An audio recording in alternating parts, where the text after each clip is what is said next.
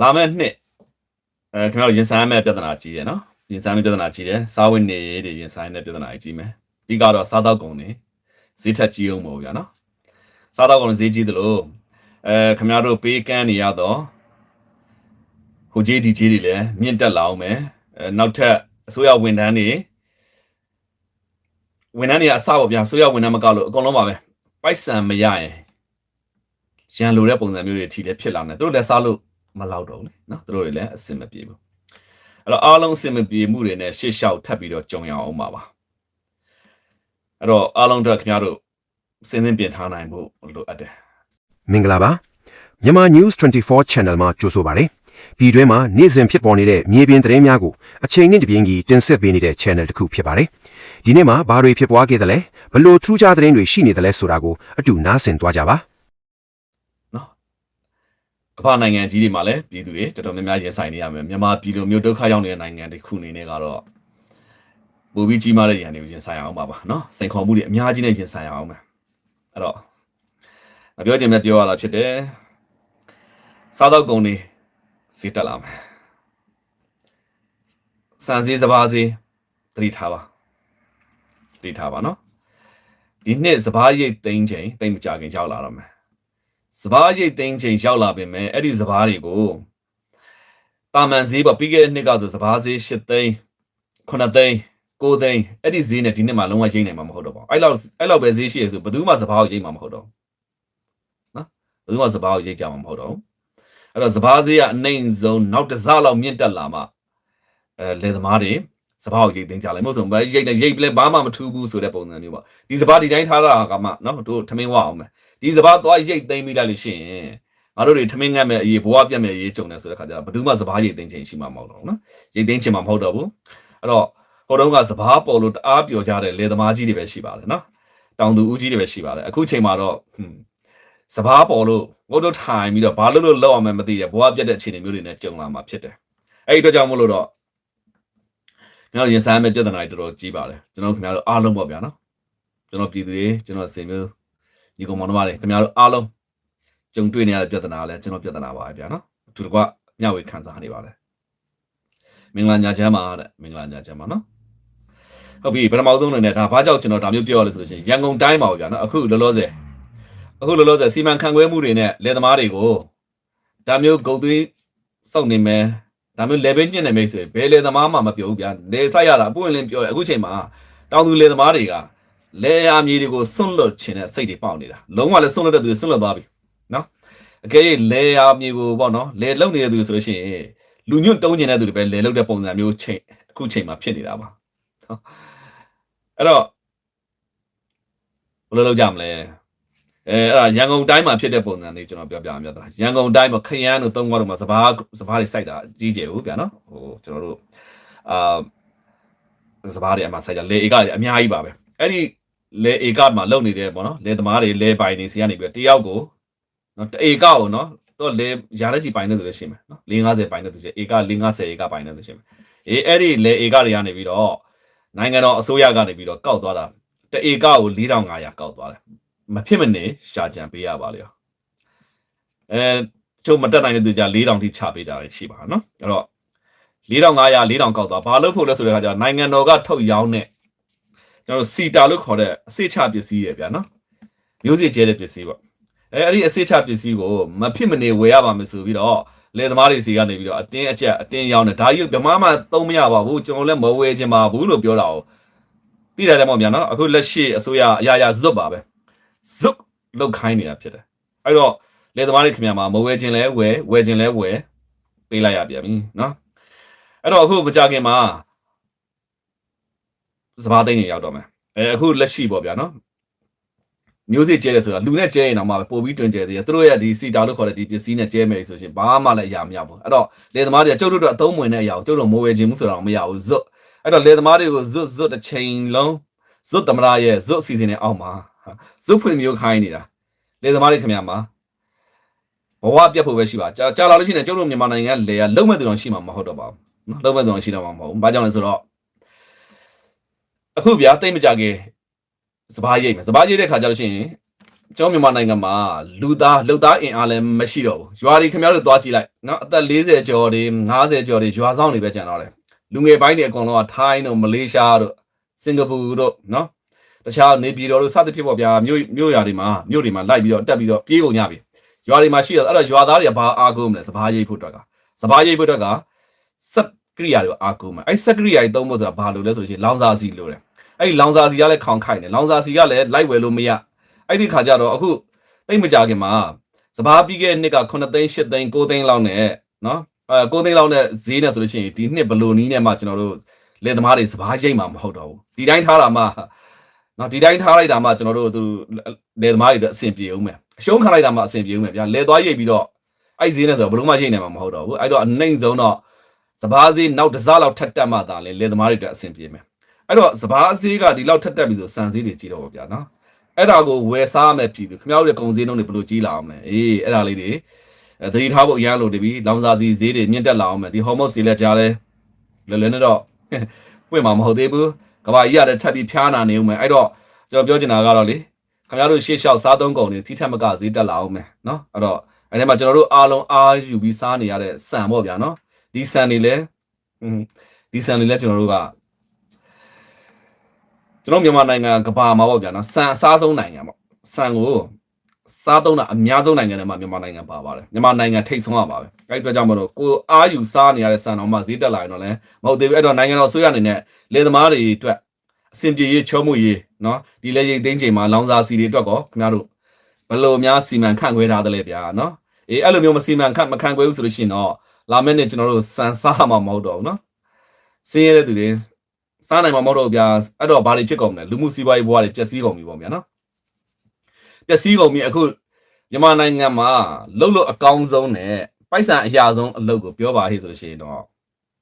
service တွေပေါ့ဗျာ services တွေဘာတွေလဲဆိုလို့ရှိရင် spa တို့နှိပ်ခမ်းတို့အဲ့ဒီနှိပ်ခမ်းတွေတွားကြည့်လိုက်အောင်ယောက်ျားလေးလည်းရှိတယ်မိန်းကလေးလည်းရှိတယ်ဖြစ်ချင်တိုင်းဖြစ်ပြက်ချင်တိုင်းပြက်နေတဲ့နေရာတွေဖြစ်နေပြီနော်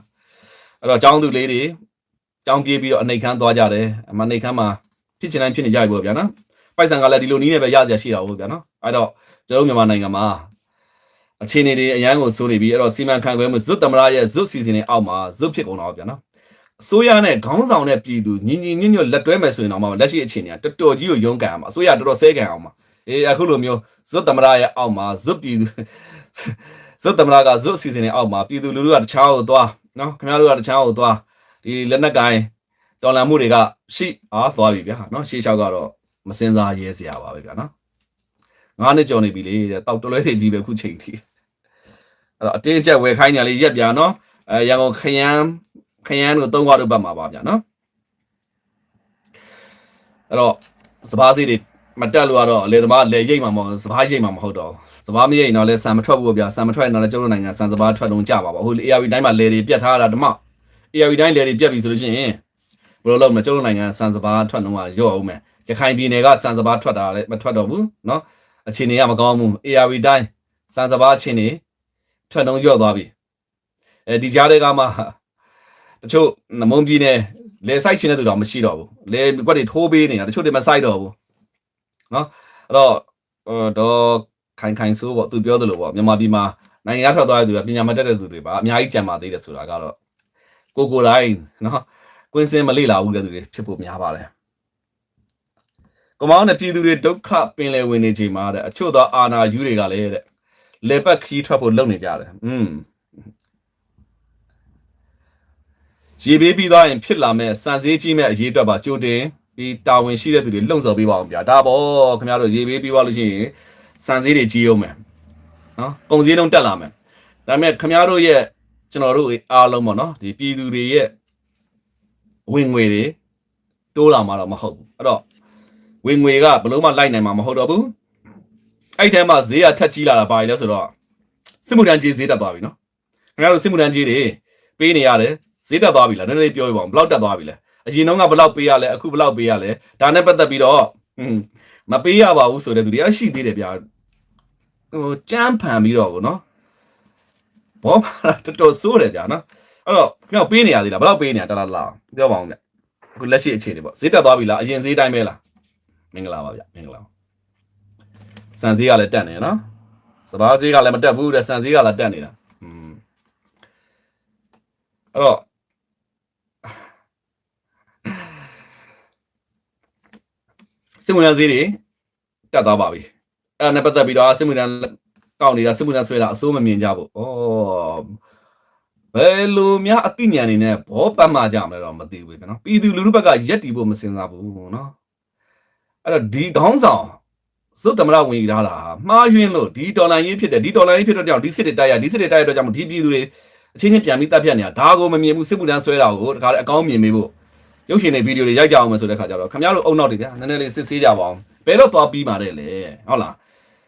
းလမ်းကိုင်ဒေါ်လာရေးဘက်ကလည်းတိုက်ကြမယ်ဒီဘက်ကလည်းတိုက်ကြမယ်အတိုက်ကြတေကြမှာဟုတ်ဗျာနော်ဒီပုံကိုနေရာမစင်းနေတာနဲ့အားလုံးသေပေးနေရမယ့်ပုံစံမျိုးဖြစ်နေအဲ့ဒါကိုအကောင်းမြင်ပေးရမှာဆိုတော့ခင်ဗျားတို့အုံနောက်တွေနည်းနည်းလေးစကန်လေးပဲဖတ်ကြည့်ကြအောင်ဗျာနော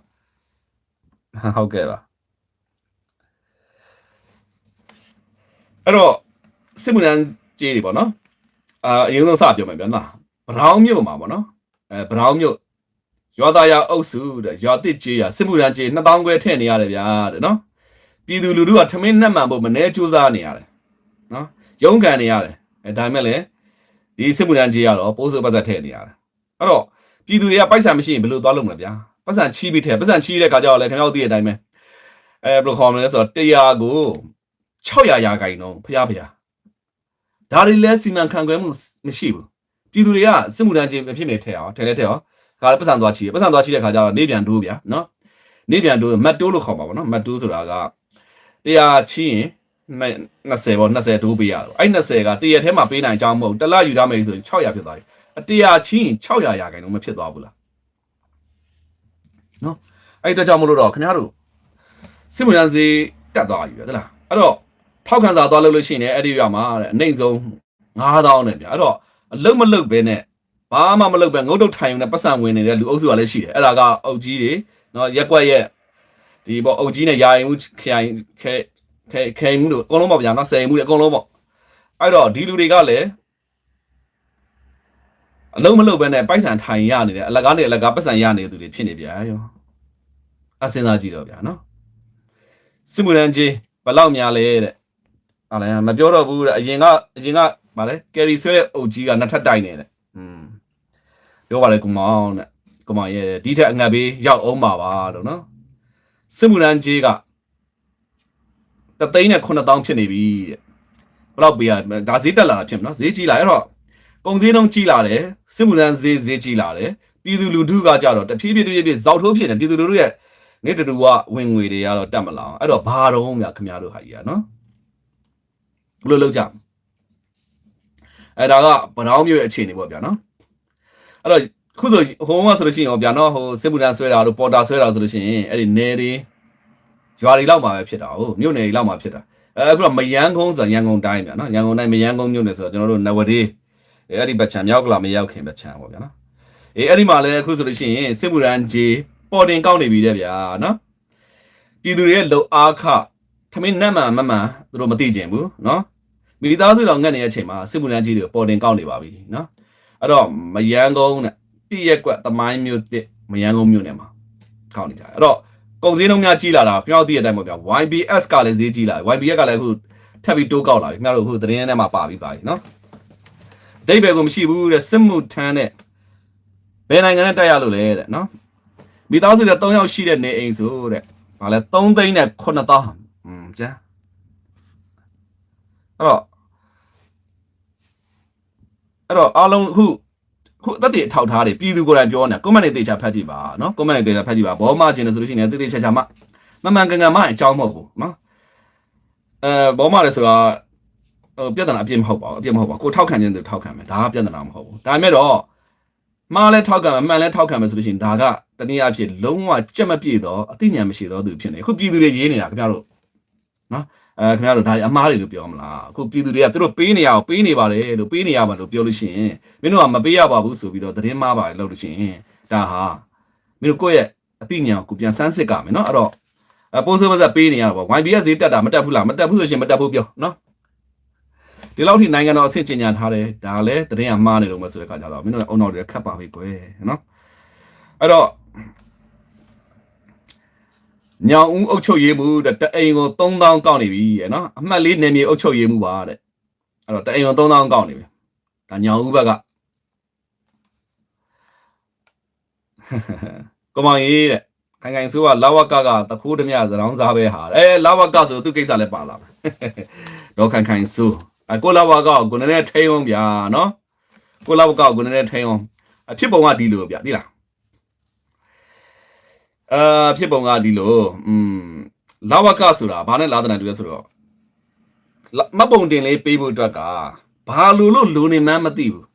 သူတို့လိုနေတာရေခဲလားနောက်ဆုံးပိတ်ကျွန်တော်တို့စဉ်းစားစရာတော့မရှိတော့ဟာလားမပုံတင်လို့တကောင်စင်းသွားပေးတယ်ဗျာနော်ထောက်ခံရက်ကွက်ထောက်ခံစာလို့ရက်ကွက်ထောက်ခံစာသွားပေးတယ်ဗျာကျောင်းထောက်ခံစာလို့ကျောင်းထောက်ခံစာသွားပေးတယ်ဗျာအားလုံးထောက်ခံစာတွေအားလုံးဆိုလဲလိုလဲခါကြတော့လဲဘာလို့မှန်းကိုမသိတာဖြစ်နေအဲ့တော့ဘာလို့တလဲစဉ်းစားဒါဆိုလို့ရှိရင်ရေခဲလိုနေလားစော်တာလိုနေသလားဒါမှမဟုတ်လို့ရှိရင်လည်းအမြီးလိုနေသလားတော့မသိတခုခုတော့လိုနေအဲ့တော့ပြည်သူတွေထောက်ခံစာသွားလုပ်တယ်အရာပြည့်စုံတယ်အရာပြည့်စုံလဲခေါ်ထိုင်ခိုင်းတာလေဘာကိုညှစ်ချင်လို့ညှစ်ချင်မှန်းကိုမသိတဲ့လာဝကတွေဖြစ်နေတယ်အဲ့တော့ဒေါက်ခိုင်စိုးကိုယ်တိုင်ဒါတွေကိုနည်းနည်းလေးကြက်မှတ်ဖို့လိုတယ်လို့ကျွန်တော်သုံးသပ်တယ်ဗျာနော်အဲ့တော့ဖြစ်ပုံကကျွန်တော်ပြရတဲ့အထောက်ထားလဲအကုန်လုံးစုံပါတယ်နော်အဲ့တော့သွားတယ်ဟိုရောက်တဲ့ခါကျအကုန်လုံးရှိအဲ့ဒါကိုထိုင်ခိုင်းတာထိုင်နေတဲ့ထိုင်နေတဲ့အတွက်ကြောင့်ပတ်စံ1000ပေးခဲ့ရတယ်ဟုတ်ပြီအဲ့နေ့ပြီးသွားတဲ့ခါကျမပြီးသေးဘူးနောက်တစ်ရက်ထပ်ချိန်တယ်ဦးစီးဘူးမရှိလို့ဟိုလူမရှိလို့ဒီလူမရှိလို့တစ်ခေါက်သွားတိုင်းမှာလဲပိုက်ဆံကထပ်ပေးနေရတယ်အဲ့တော့ဒီမှတ်ပုံနေလေးပေးဖို့အတွက်ကိုခင်ဗျားတို့ကဘာတွေဖြစ်နေတာခင်ဗျားတို့ရေခဲလိုနေတာလားဘာလိုနေမှမသိတာရေခဲလိုနေမှမသိစော်တာလိုနေမှမသိအဲ့လိုပုံစံမျိုးတွေဖြစ်နေတယ်နော်အဲ့တော့ရန်ကုန်တိုင်းတောင်ကလာမျိုးကလာဝကဗျာနော်အဲ့တော့အခုချိန်ထိလာနဲ့ချီနေပြီလုံးဝမရသေးဘူးအဲ့တော့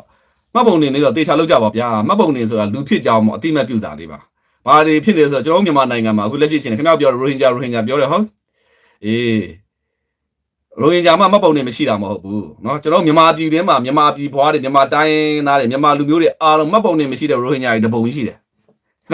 မြန်မာလူမျိုးစစ်ကရိုဟင်ဂျာဖြစ်သွားသူတွေတပုံကြီးရှိတယ်အဲ့တော့ခင်ဗျားတို့အဲ့ဒီရခိုင်ဘက်ကအစ္စလမ်ဘာသာဝင်တွေပေါ့ဗျာเนาะခင်ဗျားတို့တွေမှတ်ပုံနေမရတာမပြောနဲ့เนาะအခုဗမာဗုဒ္ဓဘာသာစစ်တွေပြင်နေမှတ်ပုံနေမရတဲ့သူတွေအများကြီးရှိတယ်ဒီပုံစံမျိုးတွေဖြစ်နေတာဘာသာခြားဆိုရင်တော့ပို့ဆိုတော့ဗျာပို့ပြီးတော့ဖိနှိပ်ပြီးတော့ဟာလားညစ်တာပေါ့ညစ်တာရစ်တာရှိတာပေါ့စစ်တာများတာပေါ့ဗျာနော်အဲ့တော့ဒေါက်ခိုင်ဆိုရင်သူကိုယ်တိုင်မသိပါလိမ့်မယ်လာဝကမှာဘာလို့နေတာလဲကျွန်တော်တို့ရေခဲလိုနေတာလားစော်တာလိုနေတာလားမပုံနေလေးတစ်ခုရဖို့အတွက်နော်ဟာလေစစ်မှုတန်းကြီးတဲ့အကုန်လုံးကမပေးရင်ဘလို့ဖြစ်နိုင်တယ်လဲဗျာတဲ့စစ်မှုတန်းကြီးကရောတဲ့ဘယ်လိုတွေစီးစင်းတာလဲဗျာစစ်မှုတန်းကြီးအကုန်လုံးကမပေးဘူးဆိုလို့ရှိရင်တော့အုပ်ကြီးတွေတယောက်မှလှုပ်မှာမဟုတ်တော့ဘူးဗျာနော်အဲ့တော့ဘယ်လိုတွေဖြစ်ကုန်မလဲဆိုတော့ဒီခင်ဗျားတို့ကိုထိန်းချုပ်ထားတာကဒီအုပ်ကြီးတွေအောက်ကနေပြီးတော့ဒီလက်နက်ကိုင်တွေထိန်းချုပ်ထားတာပေါ့ဗျာနော်အဲ့တော့သူတို့တွေအလုံးမလုပ်တော့ဘူးပေါ့ဗျာသူတို့တွေအလုံးမလုပ်လို့ရှိရင်နိုင်ငံတော်မှာပုံကံမှုတွေဖြစ်လာနိုင်တယ်ပေါ့အဲ့တော့ဦးမင်းအောင်လိုင်းနေနဲ့ဒါတွေကတရင်ကတိတိနဲ့လွတ်ထားပေးတာမင်းတို့စားကြကွာငါမှမင်းတို့လာစားလိုက်တော့မပေးနိုင်ဘူးဒီမှာဒီပြည်သူကိုကောင်းဖိထားလေကောင်းလေပဲဖနှောက်ကိုနင်းထားစမ်းမှာကွာဖနှောက်အောက်ကနင်းထားကခင်ဗျားတို့ပေးနေရတာနော်ခင်ဗျားတို့ထိန်းချုပ်ဖို့တပေးထားတာဖြစ်တယ်ကမောင်ရေးတဲ့အညာဒေသမှာတဲ့ရေဘေးကူညီမဲ့ပရိဒတ်အဖွဲ့ကိုတဲ့ပောက်ကိုရင်ကြီးပောက်ကိုတော့ချင်းချောင်းနေတာကိုကြည့်ပါဦးတဲ့ရေဘေးသိနေခြင်းတဲ့ဒီငနဲ့တော်အောက်တန်းကြလွန်နေတဲ့ဒီပုဂ္ဂိုလ်ကလူစိတ်မရှိတော့ဘူးတဲ့ဒါတော့ခင်ဗျားတို့ရဲ့ဒါမြင်ပါနော်ဒီ comment လေးကျွန်တော်ဖတ်ပေးတာပဲ